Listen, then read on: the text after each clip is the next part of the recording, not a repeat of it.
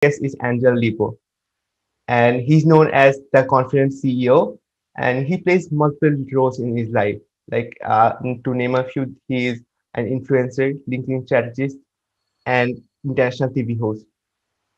These are just a few titles of his, and today I feel honored to interview him. So, for our listeners who don't know you, can you tell us a bit about yourself and how the journey has shaped you today? Of course, thank you. Thank you very much, Mahmoud, for having me, and thank you everybody for listening to us today. So, as you said, my name is Angel Ribo, and my brand is the CEO Confidant. And basically, both accomplished entrepreneurs and corporate CEOs, they hire me to bridge the gap globally for expansion and exposure. I basically help them take their businesses internationally as a way to accelerate the growth of their businesses. And basically, I've done that for a long time already. And the reason why my brand is what it is because, when I left corporate America 5 years ago, I counted how many, companies and CEOs I had held before. And in the last 20 plus years, I have held more than 1,500 CEOs in 33 different countries. So thank you for having me. Besides that, I'm also the president and co-founder of Wisdom for Kids, which is a foundation we help underprivileged kids in Latin America become entrepreneurs using the local resources. Yeah, that's amazing. That's amazing. 1,500 is really big number. Yeah, that's a lot. How Yeah, long it's a have? big number. Yeah, absolutely. So how long have you been connected to this entrepreneurship and? Yeah, so well, I've been connected to entrepreneurship for a long time, since the 90s, because, all the time I was working, helping other companies develop their businesses. I was also working with, indirect sales models, which means that I was helping, basically resellers, distributors to develop the business along with the companies I was working with. So I was always working with entrepreneurs, and I was always helping them with their businesses, with business strategies, and to help them go to the market along with us.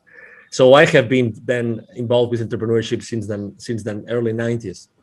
And I have been involved with, entrepreneurship in Latin America as with my charity since 2018, probably. And we have already helped more than, 1,000 families since then.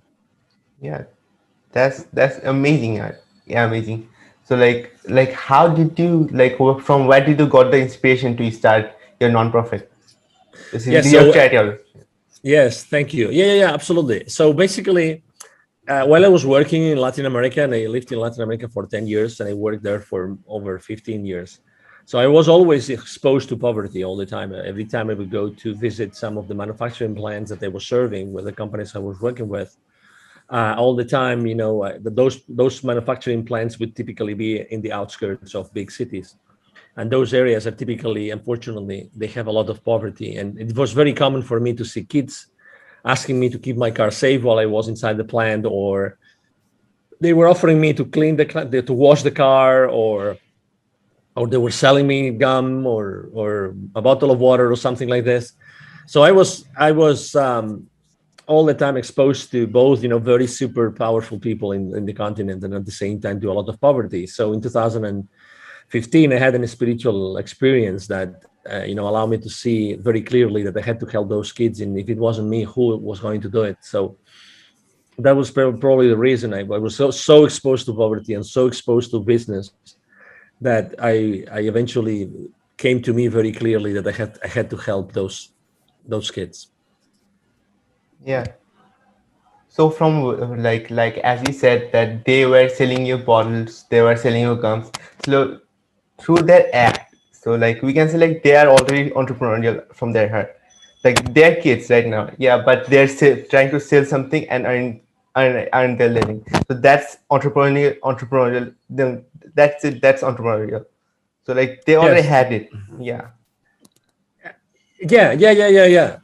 Yes. So obviously, I mean, it's difficult to say they were already entrepreneurs, those kids that were selling me those things, because as you know, many families actually, they are obliged to Yeah. suggest their kids to do this, so very often this happens not because the kids want to do it, because or it's because their parents or their tutors, they're asking them to do it. So that's a big of a difference there. But Yeah. um, the communities that we go to, it's basically we talk to the community leaders and we ask them, we would like to do that. We would like to actually deliver a workshop and help your kids in your community to become entrepreneurs. And it's not that common that those kids are already entrepreneurs. Sometimes they are, but it's not that common. But again, most of the time they do it because, or they work because they have to do it. So let me tell you an example. We go, for instance, to an indigenous community in Mexico, and it's a large area. In total, there are like 180 plus small sub communities there, and many kids work, and they work because their parents are working on in coffee plantations and other sorts of places. So they actually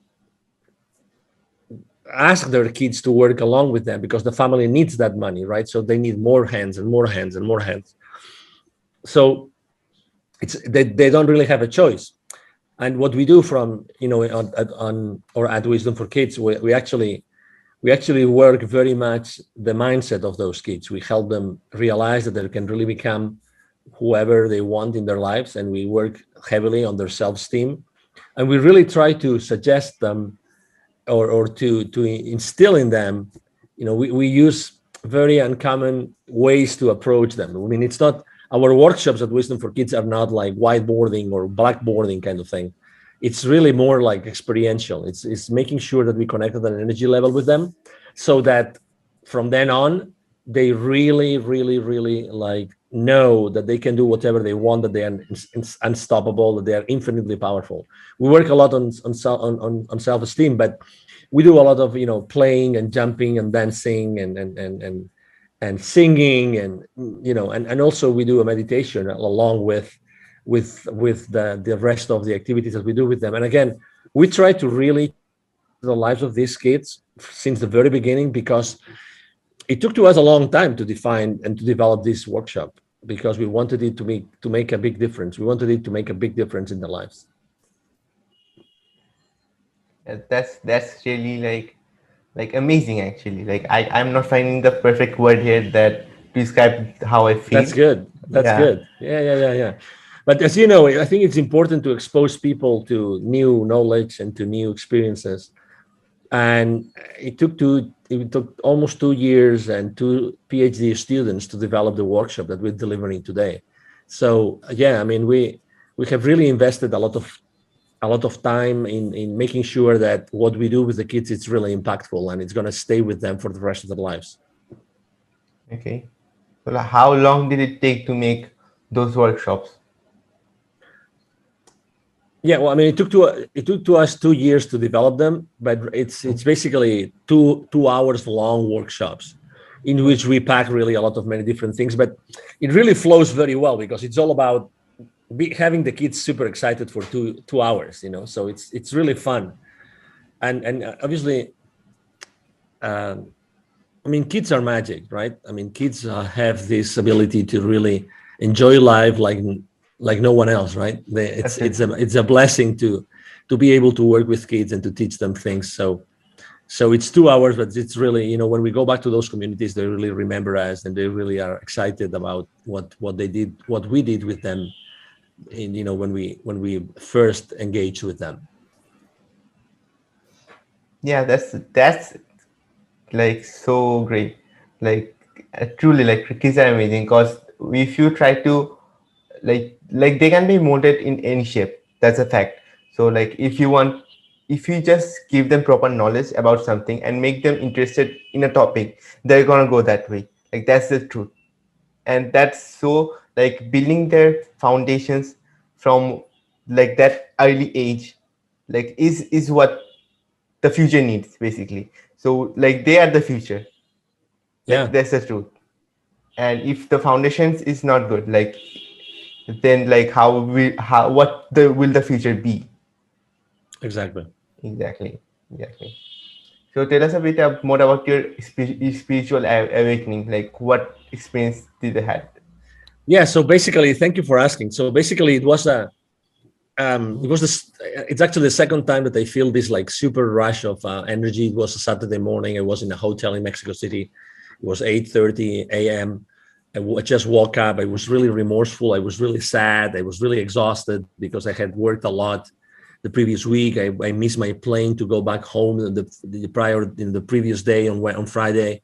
So and as soon as I got into the shower, um, this incredible rush of energy went through me, and I started crying for no reason. And all those images of those kids I had met in Latin America started to come at me all the time. And I was for a few minutes crying under the shower, on my knees, and I really didn't know what that meant. But I'm having chills now as I'm explaining it, because it was really an intense experience, and I remember it was extremely sensitive and emotional for the rest of the day.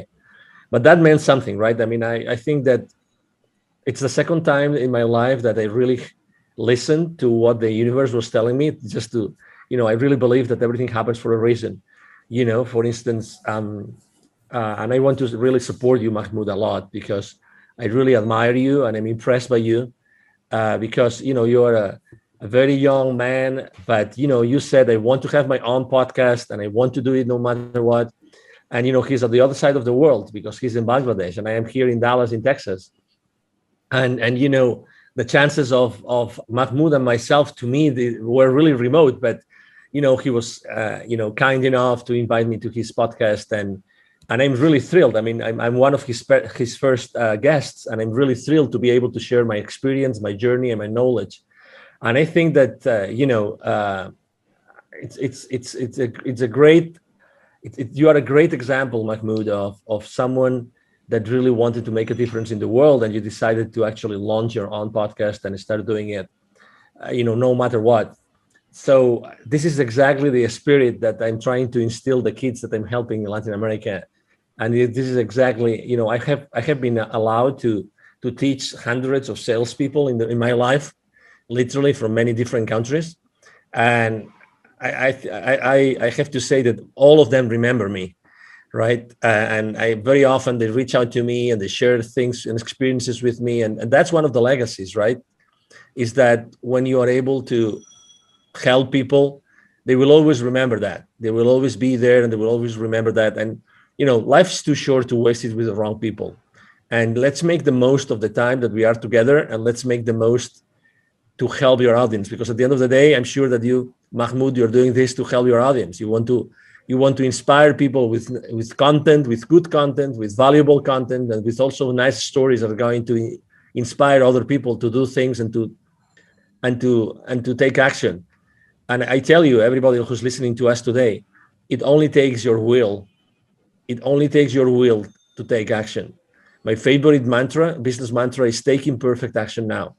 Anybody can take any action, and you don't know what's that's going to take it, right? And everything happens for a reason. For some reason today I had to be on this podcast in Bangladesh, and I'm so blessed to be here because I'm able to answer Mahmoud questions, and I'm able to help his audience and to skyrocket his podcast. And I'm going to support you, Mahmoud, as much as I can on my social media whenever the episode is uploaded and is published and everything. So this is what life is about, and I really want to commend you for doing what you do every single day, Mahmoud. Yeah, thanks a lot. Basically, I'm very flattered to hear that. Like, yeah, yeah, like every single word that you said was extremely like absolutely true. It actually is only will, like the first and the only thing. Not the only thing, but like the most important, like the core thing that takes is the will and the ability to take action with it. Yeah, so like that's the main thing. That's if you're not discouraged. So if uh, as everyone else, so most people are discouraged before starting anything else. But if we Mhm. have enough willing power, then we will get through it. Like that's the truth. And but like the kids that you're helping, like for them, it's this is the mental barrier because everyone else is making like thinking that or like forcing them to think that nothing's gonna happen, like nothing's good gonna happen. Like that's one of the thing. And if we are able to like it doesn't matter who it is, but if anyone is able to help grow this willingness in a kid, then he'll do great in the world in the future, and make a difference in others life.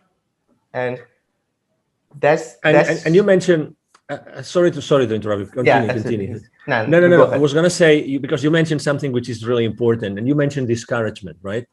It's true, and that's something that we face when we go to Latin America, because when we help kids and we have this, let's say the initial workshop, obviously we know that it's very easy for the kids' parents or tutors to just with one word, with one eyesight, just to say, "What you just learn is useless" or whatever, right? I mean, so they can be easily discouraged. But I think that the example that we have to actually give ourselves, you and myself, as opinion leaders, I think that discouragement is just, it's just a temporary loss of enthusiasm. That's what it is. So, I think that we should, and we do teach the kids that, there's no such thing as a failure, and that everything happens for a reason. There's all the time there's a reason why we have to do things, and there's a reason why we have to perform certain activities and do certain things. So um regardless, everything happens for a reason. I was yesterday, I think it was Tony Robbins, like seven basic principles that he runs his life by. And Tony Robbins, obviously, he's a very powerful, he coaches very powerful people in the world. And one of the things that he was saying was, it's everything happens for a reason, and it's true. You never know where something is going to take you. You never know. So just take the failures as a lesson, and no matter what, and no matter who discourages you, keep in mind that life is long, and you will have time to learn and to apply those lessons, and keep going, keep going, keep going. You are infinitely powerful no matter what. Yeah, absolutely true. Like you just reminded me of one quote. Like this quote was like is from Elon Musk, and like I heard it from like I guess I'm not sure. Like maybe it was a show on Mind Valley by her like, by his mother, Elon Musk's mother, or maybe a webinar. So she said that when the first rocket failed, like like up before launch, Elon Musk didn't said that we failed, or he was not sad. He was excited because now we know these are the issues. Now we know more about this problem. Now we can try to find out solutions of it. So I think, and everyone should think in this way, that any failure that occurs, we know that now we know which problems we have to solve, and now we know which actions we have to take to get better at it, to take a better approach, and to take another way or build a new way to go where we want to go, or maybe we can go further than we how we plan.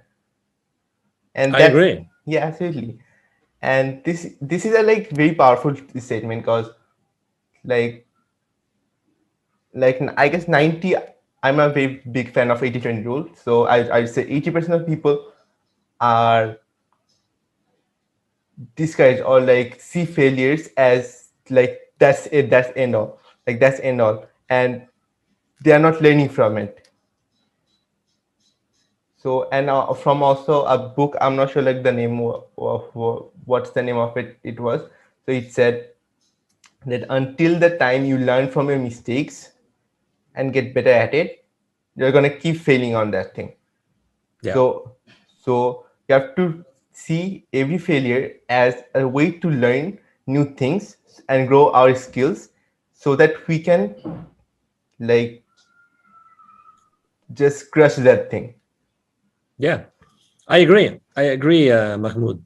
Totally. And again, that's why it's important to keep the enthusiasm, from one failure to the next failure, right? And again, I think there's a saying also about that. So, yeah, that's why, I am a pretty upbeat guy, and very enthusiastic and very passionate about what I do, and being on interviews and everything.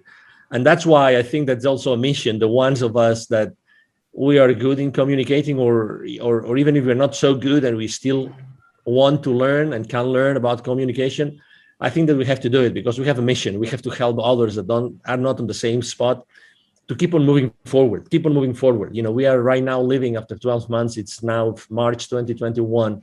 We've been for 12 months now living under restrictions all over the place. And I'm sure that Bangladesh is not an exception. So, we have learned that it's possible in only a few days for something to be really literally be running all over the world, right? So, and restrictions all over the world. So I think that we have to help each other, and we have to make sure that we use everybody's energy for the good of everybody. Really, I really believe so. Yeah, absolutely, absolutely. I completely agree with that. So I actually missed a word that you said, like or like I cast a word. Um oh, sorry.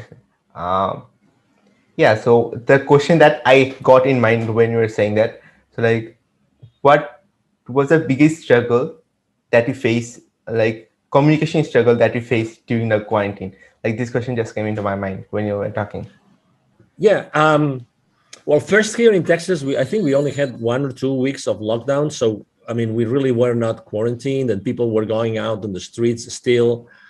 So we've had a very, let's say, as many other countries in the world. I mean, I can talk about Sweden, about Finland, about Norway, about Serbia, Montenegro, Albania, Tanzania. I can literally talk about countries all over the world that have had a different approach, as opposed to being extremely restrictive. They have actually kept, the, let's say, the freedom intact, so that the human body would actually adapt and everything. I mean, if you see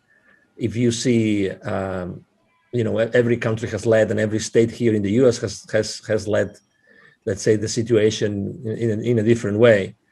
And so I wouldn't say I had communication problems. I would say, obviously, that I'm used to have face-to-face meetings, so I had to stop having face-to-face meetings for a while, but I resumed them. And again, I like last year, I met personally face-to-face tens of executives of companies here in Dallas. So, you know, again, I think that being respectful with everybody, you can still keep on, communicating with them, and just be cautious and aware of maybe some restrictions that had to be in place. That's it. But yeah, it's a good question. I think that maybe communication wasn't the problem. Maybe connecting, right? I think that it's strange to see now someone that did not disconnect with someone. I like to say that I'm really, one of my missions in life is to connect the unconnected. And so I think that last year a lot of people got unconnected or disconnected. There were a lot of bridges between people that were burned.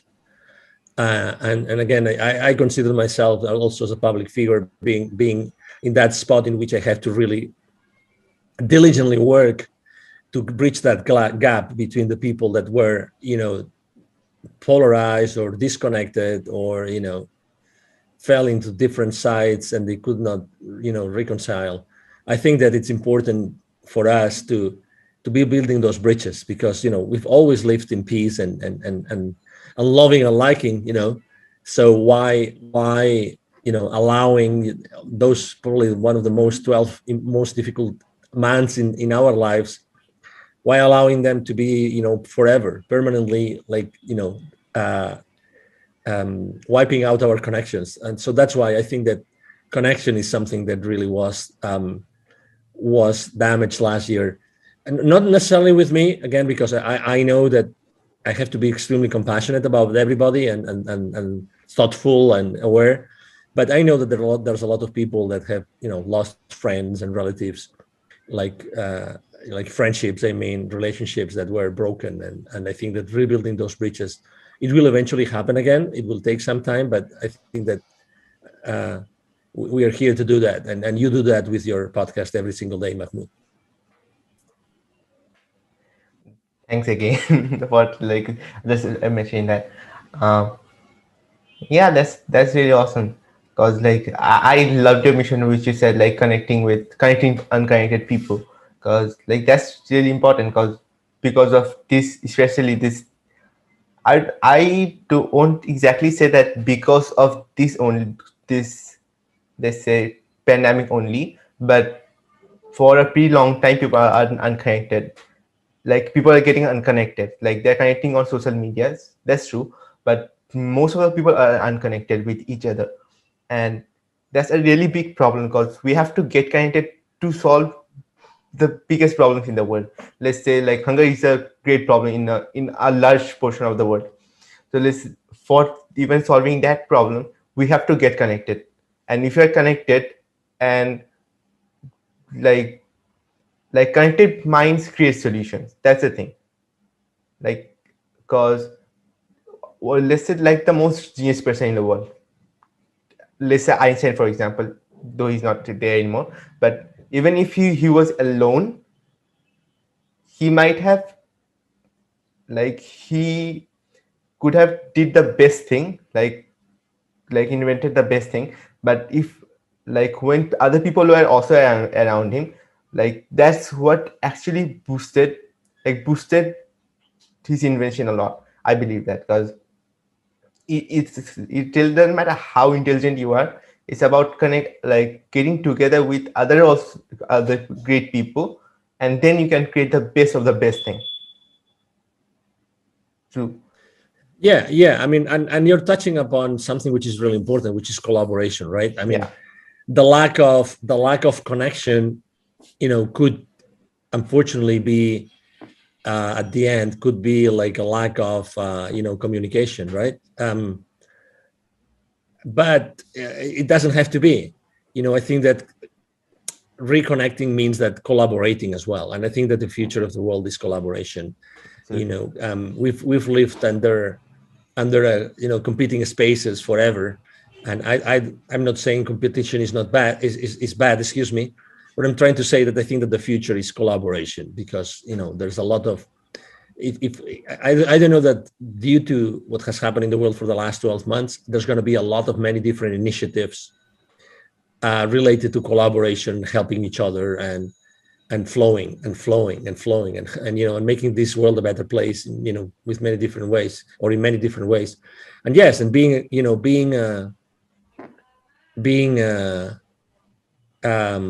aware of this, I think, is really important today. Today more than ever. Like that's the thing. Yes, absolutely. Yeah. The collaboration is, I completely agree with that, because like without collaboration, like we can make great things happen. And like in the future, all the great innovation has to come through collaborations, and not in the future as well, like in this time, let's say today we need anything that happens today is because of collaboration. And if you are not connected with amazing people, like people who want to have, like who have similar passions with ours, so let's say we want to solve this problem, and there are a lot of people that we don't know about who are also passionate to solve this exact problem, not even with a different thing, like not even with a twerk or anything. So if we are able to bring those all passionate people together, like they're gonna work passionately even if they have nothing.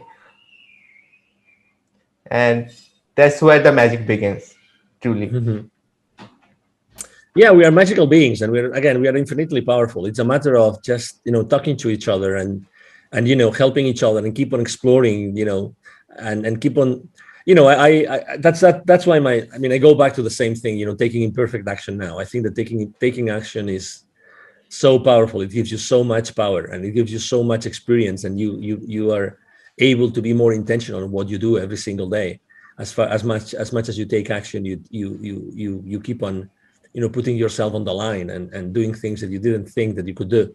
So it's like me, when I started my, let's say, my solopreneur career. Well, right now I have a large team in my company, but when I started, it's actually, I mean, I had a very limited presence on LinkedIn, for instance. LinkedIn is the platform where I work the most. Right now I have 27,000 connections, and I have made a lot of mistakes, but right now I have a very engaged community. I help them a lot. I give a lot of value away. And this is, it's just, part of who I am, and part of making mistakes, and doing a lot of things with many different people. It's I think that, and I think Tony Robbins says it very well also. I think that that your worth, or even your wealth, is totally proportionate to the amount of people that you're able to help. So if I want to help, if I want to be really, like, wealthy, I think that I have to really make sure that I'm able to put out there a way in which, hundreds of thousands, if not millions of people can benefit from what I do. Absolutely, absolutely. So, like, I don't know, like, talking with you, like all the codes are coming into my mind, like while talking to you, because um, so it's about helping people. Like, one thing is, if we want anything in life, I forgot the author of it who said it, but if you want anything in life, like, sorry, I said opposite. We can have anything in life if we help enough people, and this is absolutely true, because even if we are selling any product, we are helping them to solve a problem. So in that regard, we are helping them, and the more people we're able to help, and or another thing, so like if the problem is bigger and we are able to help more people, and we're gonna get more wealthy, like that's the truth. And it didn't, like, it's not anything forceful that we're taking money. It's just we're helping, and in that exchange they are giving us. Yeah, I agree. Absolutely. Yeah, I mean, it's by definition. I mean, it's you know, but that's then it's the question is then, if the people listening to us, right, if they want to get help, and they want to reach that point, how do they do it? How do they get the message across? What's the right message? What's the right service? What's the right product? I remember last year here in the Dallas community, I collaborate a lot with many different business accelerators and startups and entrepreneurs.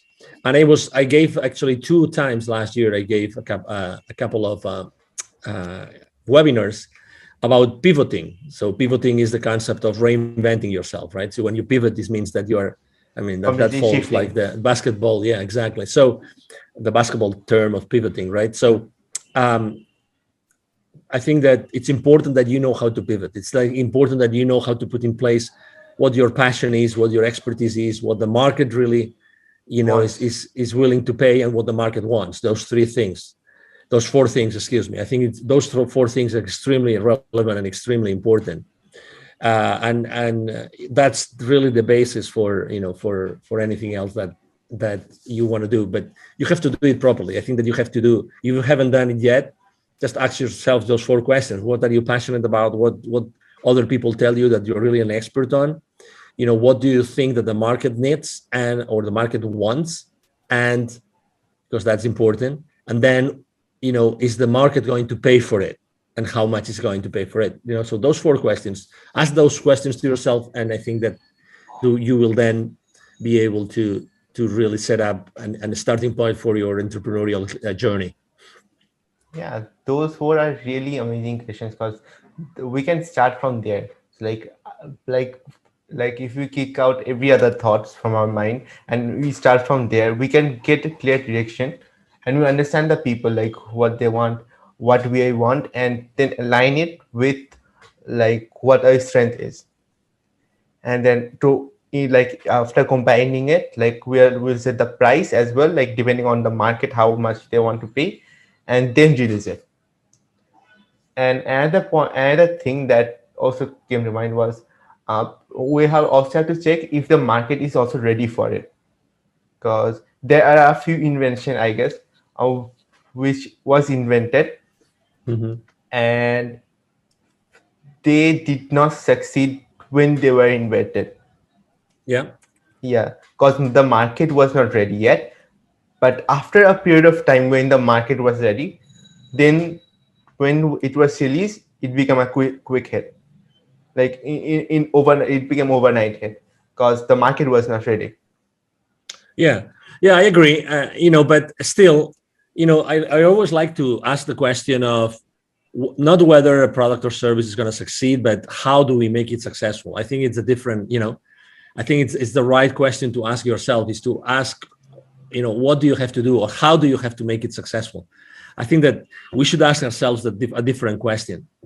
And that's why it's so important also what we do in the schools with the kids, underprivileged kids. It gives us, you know, again, being in touch with kids all the time, and so being able to bridge that gap between the super powerful, connect the super powerful, connect them with the super underprivileged. It's such a great experience because, again, it's bringing the authenticity of the kids and also the power of the ones that have achieved almost anything in their lives. Absolutely. Like yeah, absolutely. Those are like these are very powerful words. You can say like these are like the definition of growth. You can say I for me. Yeah. So now before we like get out of like this conversation and to go ahead of our day, like is there any last in word of inspirations or any final words that you want to say? Yes, Anyone? definitely. So, yeah, the first thing obviously is thank you again, Mahmoud, for having me. Thank you to the audience who's listening to us today. My name is Angel Ribo for the ones that are only listening and not watching this video and they don't see the visuals here on the screen. Angel is spelled like in angel, and from heaven, and Ribo spelled R-I-B as in boy O. If you want to find me, my brand is the CEO Confidant, as Mahmoud said earlier, and you can find me very easily on LinkedIn, the professional network. But you can find me easily anywhere, really, because I post everywhere. Really, I post everywhere every single day. Okay, I post everywhere every single day. So you will find me on Twitter, on Instagram, on Facebook.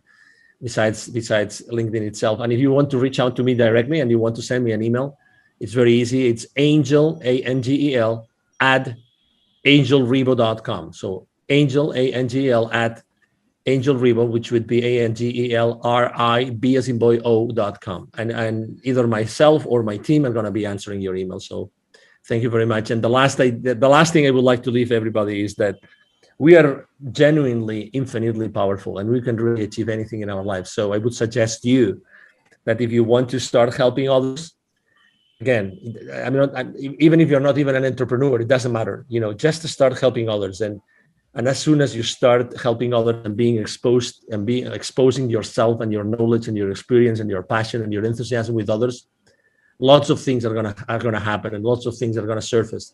I encourage you to do that, and you will see how your life changes in a very short period of time. Yeah. So even while living, you just said your like you share your biggest wisdom, and so I'm sure people who are listening to this got value out of it. And yeah, and thank you very much for coming to the podcast. I highly appreciate your presence. And yeah, that's how we end it. And I will soon upload it. So and